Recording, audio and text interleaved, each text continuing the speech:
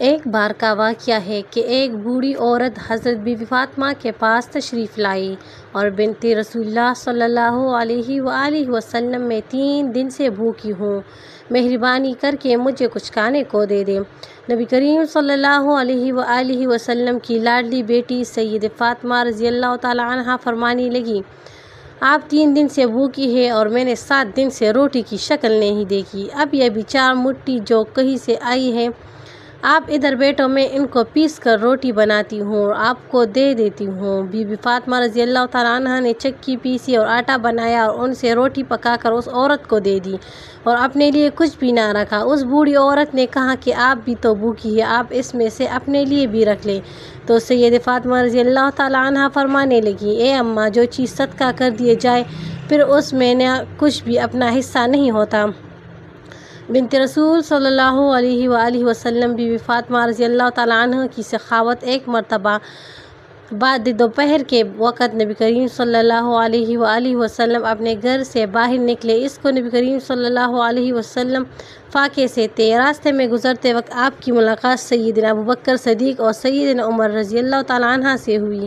وہ دونوں حضرات بھی فاقے سے تھے۔ آپ صلی اللہ علیہ وآلہ وسلم ان دونوں صحابہ کو لے کر حضرت ابو ایوب انصاری رضی اللہ تعالیٰ عنہ کے باغ کی طرف گئے۔ آپ صلی اللہ علیہ وآلہ وسلم کی خدمت میں کھجوروں کا ایک خوشہ اور بکری کر کے اس کے گوشت کے کباب پیش کیے۔ جب دسترخوان بچ گئے تو آپ صلی اللہ علیہ وسلم نے ایک روٹی پر تھوڑا سا گوشت رکھ کر فرمایا، یہ میری بیٹی فاطمہ کو بھجوا دو، وہ گئی روز سے بھوکی ہے۔ حضرت بی بی فاطمہ رضی اللہ تعالیٰ عنہ نے کبھی بھی اپنے شوہر حضرت علی رضی اللہ تعالیٰ عنہ کو پریشان نہ کیا تھا۔ روایات میں آتا ہے کہ ایک مرتبہ حضرت علی مرتضیٰ رضی اللہ تعالیٰ عنہ تشریف لائے اور سید فاطمہ رضی اللہ تعالیٰ عنہ سے کھانے کو مانگا۔ نبی فاطمہ رضی اللہ تعالیٰ عنہ نے حضرت سیدنا علی مرتضیٰ رضی اللہ تعالیٰ عنہ سے کہا، 3 دن گزر گئے ہیں، گھر میں فاقہ ہے اور گھر میں ایک دانہ بھی نہیں ہے۔ سیدنا علی مرتضیٰ رضی اللہ تعالیٰ عنہ انہوں نے کہا کہ فاطمہ، تم نے مجھے کیوں نہیں بتایا؟ بی بی فاطمہ رضی اللہ تعالیٰ عنہ نے کہا کہ مجھے میرے بابا نے رخصتی کے وقت مجھے نصیحت کی تھی کہ میں بھی سوال کر کے آپ کو پریشان نہ کروں، یہی وجہ ہے کہ میں نے آپ سے کچھ نہیں کہا۔ بنت رسول اللہ صلی اللہ علیہ وسلم کی زندگی اکثر فاقوں میں گزری۔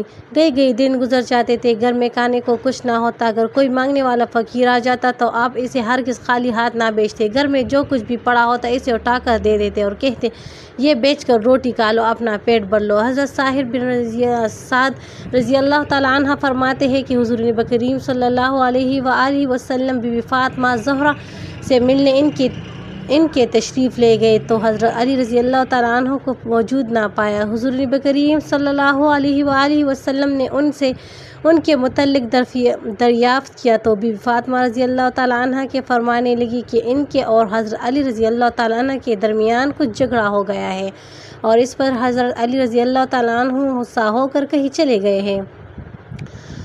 حضور صلی اللہ علیہ وآلہ وسلم نے ایک شخص کو حضرت علی رضی اللہ تعالیٰ عنہ کی تلاش میں بھیجا۔ اس شخص نے آ کر بتایا کہ حضرت علی مرتضیٰ رضی اللہ تعالیٰ عنہ مسجد میں آرام فرما رہے ہیں۔